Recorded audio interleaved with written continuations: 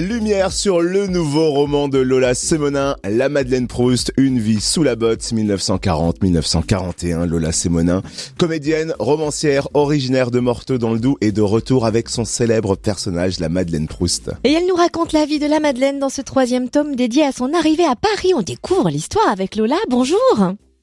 Bonjour Cynthia, bonjour Totem.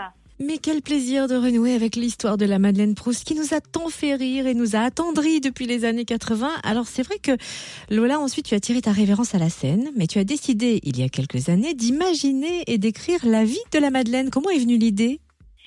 Alors moi mon rêve ça a toujours été d'écrire depuis toute petite et j'avais déjà publié Le Cri du Milan en l'an 2000 qui avait eu le prix Louis Pergaud et que quand je ne tournais pas mes spectacles, j'écrivais. Alors je commençais un roman, je continuais, j'en commençais un autre.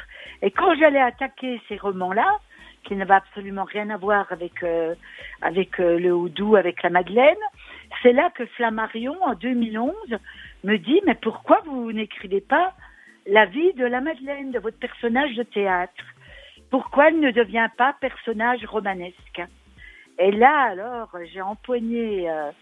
mon ordinateur, mon crayon et mon ordinateur, et je suis entrée dans son enfance, mais avec une telle fièvre qu'au bout de 300 pages, je me suis rendu compte qu'elle n'avait que 8 ans. Alors, je les ai rappelés en leur disant, je pense qu'il faudra faire plusieurs tomes, parce que je vais à la recherche des petites Madeleines de Proust, je vais à la recherche des saveurs, des odeurs, des détails. Et donc, oui, ça méritait pas un survol comme ça de toute sa vie. Alors voilà comment ça a démarré. Et voilà 9 ans que je suis dans cette saga littéraire. C'est donc le 3e tome, La Sous la botte, et qui se terminera l'année prochaine par le 4e et dernier. Alors dans ce 3e tome, la Madeleine est adolescente et elle quitte la ferme familiale pour devenir bonne à Paris sous l'occupation. Raconte-nous. Alors... Dans le 1er tome, donc c'est son enfance. Dans le 2e, je n'ai traité que la drôle de guerre. Et puis, dans le 3e tome, elle a 15 ans. Et je voulais pas raconter infiniment la vie des paysans à toutes les saisons. Et il y avait beaucoup de paysannes que j'interviewais, que j'interrogeais, qui ont été bonnes à Paris. Et pendant l'occupation, il y avait une pénurie parce que il y avait des bonnes qui rentraient chez elles dans leur famille. Donc, voilà, je me suis dit... elle va partir bonne à Paris, donc c'est le déchirement. Elle a 15 ans, elle n'est jamais sortie de derrière les gras. Alors il y a la découverte de cette ville sans arbres, sans clairière. J'ai écrit « Paris est une forêt de pierres ». Et puis il y a surtout le choc de classe et de culture avec ces gens très riches chez qui elle est bonne.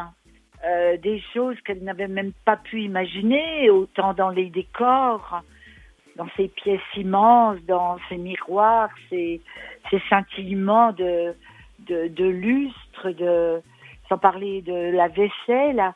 Donc elle est vraiment dans un état de choc tout le temps dans ce tome.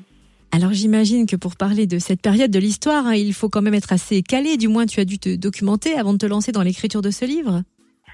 Évidemment, il y a une énorme documentation. J'ai lu plus de 60 livres. Je me suis immergée dans la guerre de 40 pour la comprendre. Et je me suis passionnée aussi. Mon père s'est engagé à l'âge de 18 ans. J'ai beaucoup entendu parler de l'occupation. Et en fait, cette saga, c'est la petite histoire dans la grande histoire. C'est un état des lieux de la France à cette époque. Voilà. Ce n'est pas qu'une petite histoire qui se passe comme ça dans une région de France. Elle fait écho à la grande histoire sans arrêt. Et toute cette saga, c'est un hommage au monde paysan. C'est un hommage à ces femmes qui ont donné la vie entre la traite et la soupe. Et c'est particulièrement émouvant, surtout qu'au fil des pages, on a l'impression d'entendre la voix de la Madeleine qui nous raconte l'histoire. Merci infiniment d'avoir été avec nous, Lola Sémonin. Merci Cynthia, je t'embrasse fort. Moi aussi, et puis on peut rencontrer Lola lors de séances dédicaces dans toute la région. On retrouve toutes les dates sur son site madeleineproust.fr et bien sûr sur le Facebook de la Madeleine Proust.